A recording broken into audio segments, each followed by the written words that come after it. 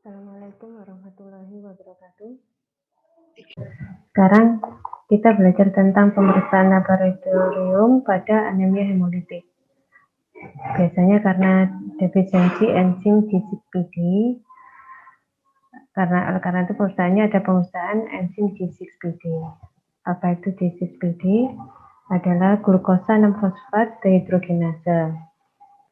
Nah, glukosa 6-fosfat dehidrogenase ini merupakan kelainan metabolik eritrosit yang paling banyak dijumpai, namun biasanya sebagian besar penderita defisiensi G6PD tanpa gejala, sehingga tampak normal-normal saja. Mengapa demikian?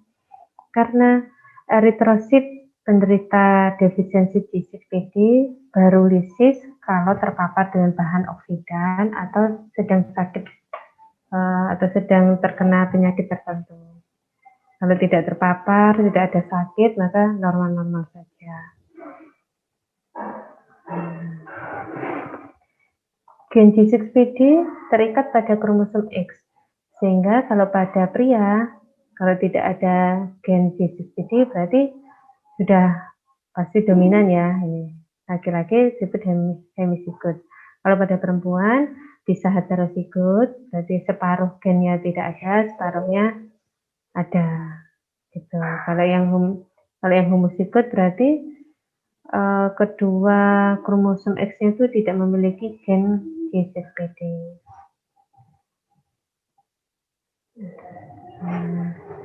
Apa peran enzim G6PD?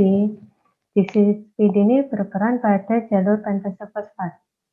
Jadi dia mengoksidasi glukosa 6-fosfat. Bersamaan itu juga dia mereduksi NADP menjadi NADPH. Apa gunanya NADPH ini? Untuk memproduksi GSH. Nah, GSH inilah yang melindungi eritrosit terhadap bahan-bahan oksidan. Jadi eritrosit itu lebih tahan terhadap disease. Kalau tidak ada GSH, maka kalau terpapar bahan oksidan, eritrositnya lebih mudah pecah atau lisis.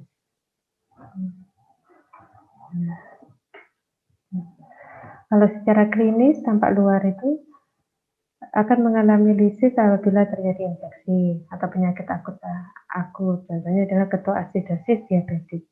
Penderita diabetes mellitus yang sedang yang terlalu tinggi kadar glukosanya sehingga terjadi ketoasidosis.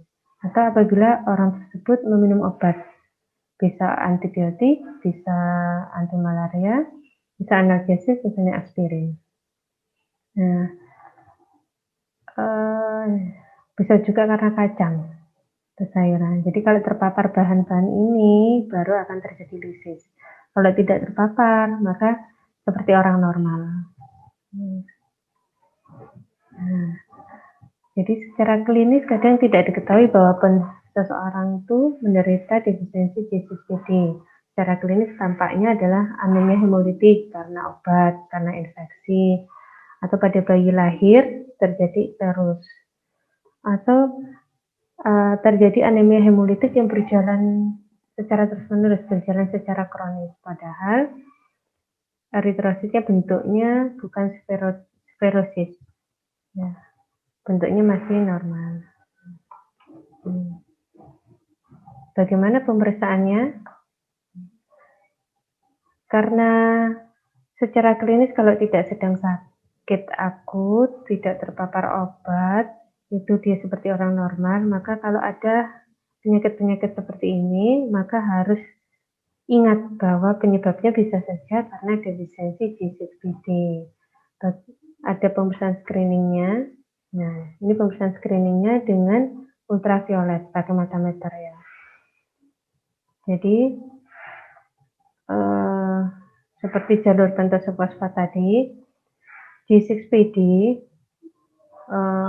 mengoksidasi glukosa 6-fosfat menjadi 6-fosfoglukonat dan mereduksi NADP menjadi NADPH.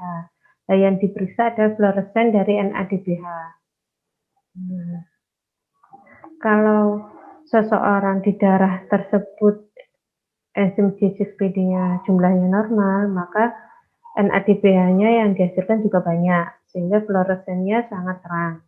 Kalau di 6PD-nya sedikit, maka NADPH yang dihasilkan juga sedikit, dan fluoresensinya redup. Ya. Nah.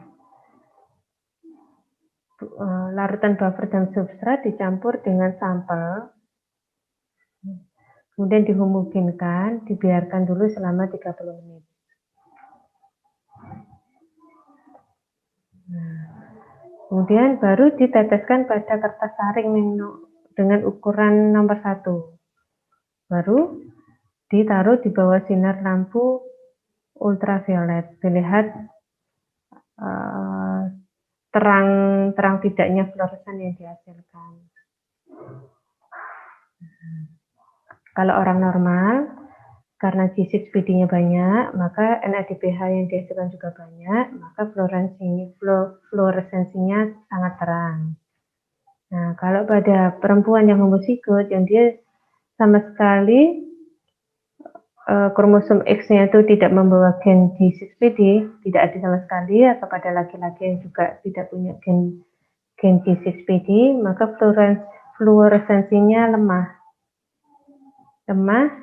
atau tidak ada fluoresensi. Bagaimana kalau yang hemizigot tadi ya?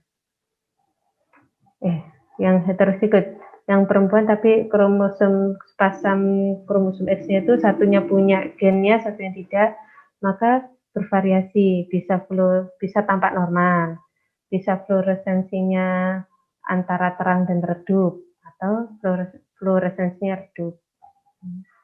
Ini untuk screening. Ada juga tes lain, yaitu tes reduksi methemoglobin. Sodium nitrat itu mengubah hemoglobin menjadi methemoglobin. Nah, darah yang mengandung ini bila tidak ditambahkan methylene blue maka tidak akan terjadi apa-apa. Untuk mengetesnya maka ditambahkan methylene blue untuk merangsang jalur pentose fosfat. Sehingga pada orang normal yang G6PD-nya normal, ketika diberikan methylene blue, jalur pentose fosfatnya menjadi aktif dan methemoglobin ini akan mengalami reduksi. Nah, seperti ini. Disiapkan 3 tabung sampel, tabung kontrol yang positif defisiensi G6PD dan tabung normal. Nah, isinya apa? Yang di sampel ini adalah darah dan reagennya. Kalau yang ini adalah darah yang sudah diketahui bahwa defisiensi G6PD dan reagen. Kalau yang tabung ketiga adalah darah dan tanpa reagen. Kemudian dihomogenkan, dibiarkan selama 3 jam.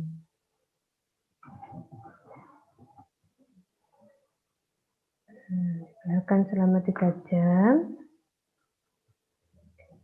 Nah, ya. Kemudian dari masing-masing itu diambil sampelnya, ditambahkan 10 ml air. Dari masing-masing tabung ini diambil 0,1 ml, ditambah 10 ml air. Ini interpretasinya. Kalau darah itu normal, warnanya merah. Kalau ada defisiensi warnanya coklat.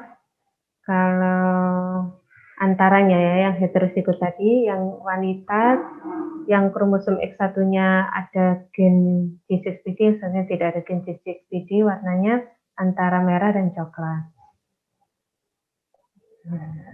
Kemudian untuk pemeriksaan yang secara pasti ada, yaitu pemeriksaan kuantitatif dari aktivitas glukosa 6-fosfat dehidrogenase.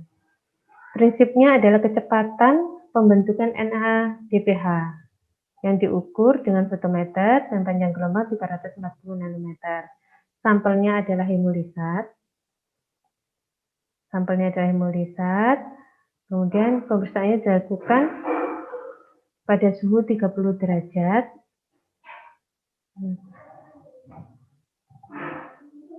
prinsipnya.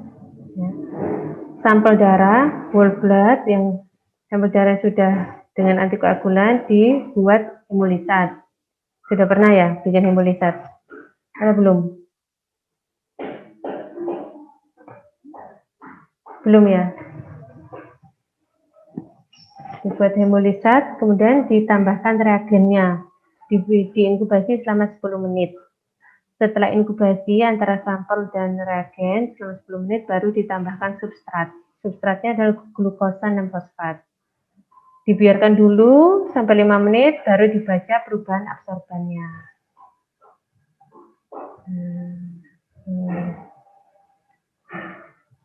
Hasilnya dapat dilaporkan per mililiter eritrosit, per gram hemoglobin, per 10⁻10 eritrosit, tapi yang paling sering adalah per gram hemoglobin. Dan diberi catatan dilakukan pada suhu 30 derajat. Angkanya tidak enak ya, Dek. Jadi tidak usah dihafal.